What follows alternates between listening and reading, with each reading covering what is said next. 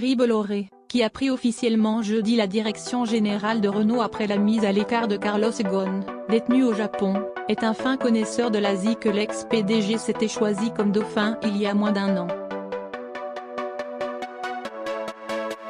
Ce Breton de 55 ans, discret et jusqu'alors peu connu du grand public, était en effet devenu directeur général adjoint du groupe en février 2018, ce qui avait été vu comme un adoubement au moment où l'État français, actionnaire influent du constructeur, souhaitait voir M.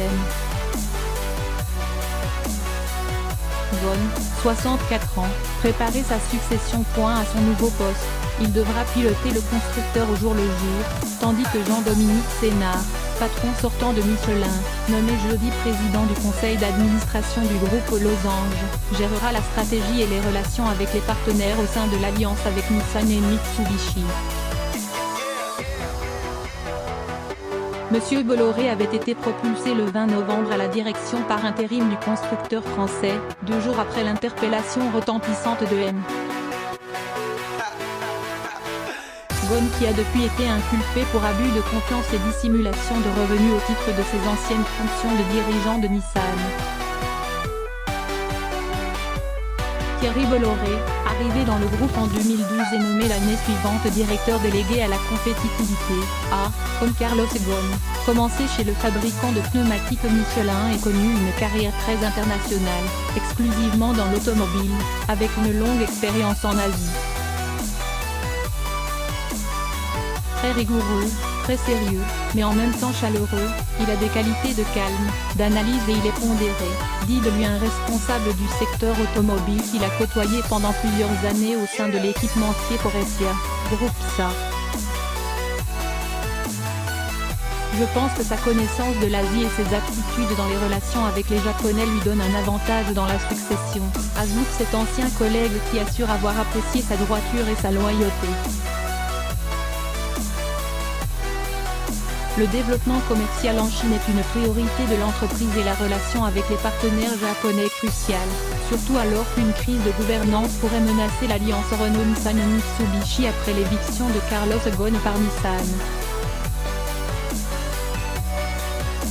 Renault possède 43,4% de Nissan, qui détient lui-même 15% de Renault et 34% de Mitsubishi, dont il est premier actionnaire. L'alliance Audi-Marque partage une large base industrielle commune et revendique depuis l'an dernier le rang de numéro 1 mondial de l'automobile, avec 10,6 millions de véhicules vendus. Marié, père de 5 enfants, cet homme grand, au physique solide, connaît bien l'outil industriel du groupe Renault dont il a géré l'amélioration de la compétitivité des usines et la transformation numérique. C'est quelqu'un d'ouvert, de posé, à l'écoute, et en même temps il sait prendre des positions et il accepte la critique, expliquait début 2018 Franck Daoust, délégué central CFDT, 3e syndicat de Renault.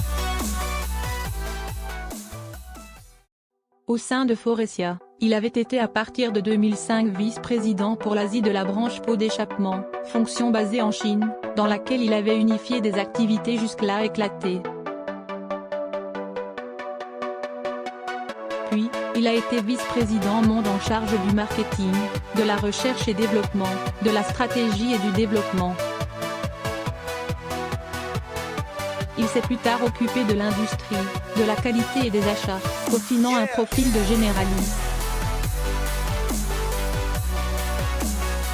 Originaire de Quimper, ce passionné de voile, qui malgré l'homonymie n'a pas de lien de famille direct avec un autre industriel originaire de la région, Vincent Bolloré, a commencé sa carrière en 1990 à Poitiers comme chef d'atelier dans une usine de pneus pour poids lourds du groupe Michelin. Considéré comme ayant un fort potentiel, le titulaire d'un BA de l'université Paris-Dauphine a gravi rapidement les échelons. Après 3 ans, il devient responsable des procédés et de la qualité pour l'ensemble des usines poids lourds du monde, un poste qui le fait voyager régulièrement, notamment en Amérique du Sud et Amérique du Nord. En 1997, il part au Japon comme assistant industriel à l'usine de pneus de tourisme d'Ota, puis il est nommé en Thaïlande en 1998 où il dirige et développe les activités poids lourds et avions. Ce passé chez Michelin a dû aussi taper dans l'œil de Carlos Ghosn, qui a été très marqué par les 18 premières années de sa carrière au sein du manufacturier de Clermont-Ferrand, estime un expert du secteur.